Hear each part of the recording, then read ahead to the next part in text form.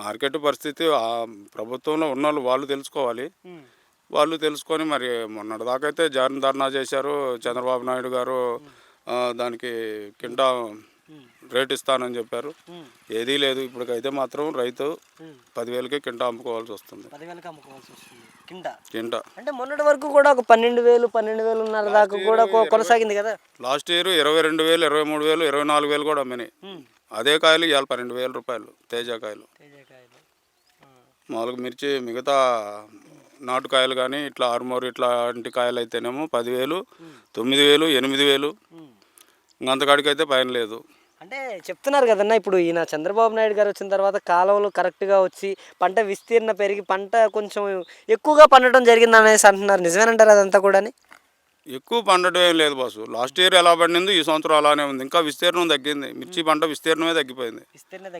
నేను నర్సరీ కూడా ఉంది, నర్సరీ చేస్తాను.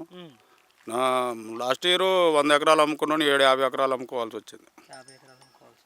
అంత అంటే సగానికి సగం విస్తీర్ణం తగ్గిపోయింది.